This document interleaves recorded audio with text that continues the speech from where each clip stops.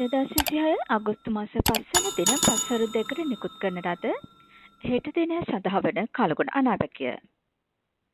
පවතින සක්‍රිය නිර්දදික මෝසම හේතුවෙන් දිවයිනේ නිර්දදික ප්‍රදේශවල දැනට පවතින වැසි සහ සුළං තත්ත්වයේ වැඩිවීමක් හෙට දිනයේ සිට ඉදිරි දින කිහිපයේදී බලාපොරොත්තු වෙනවා. මේ අනුව හෙට දිනේදී දිවයිනේ බස්නාහිර, සබරගමු සහ වයඹ පළාත්වලත් මහනුවර, නුවරඑළිය, ගාල්ල සහ මාතර දිස්ත්‍රික්කවලත් විටින් විට වැසියෝ ගිගුරුම් සහිත වැසි ඇතිවන අතර එම් ප්‍රදේශවල අහස වලාකුළුෙන් බරව පවතීවි.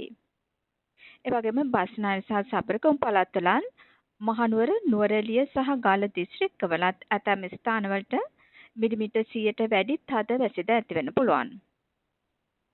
අම්පාර, මඩකලපුව සහ මොණරාගල දිස්ත්‍රික්කවල පසරු 2කින් පමණ පසුව ස්ථාන ස්වල්පයක වැසියෝ ගිගුරුම් සහිත වැසි ඇතිවීමේ හැකියාවක්ද පවතිනවා.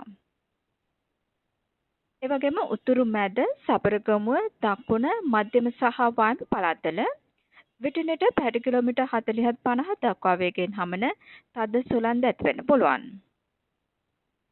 උදේනි වීරසිංහ, කාර්යනිරත කලගුණ විද්‍යාඥ.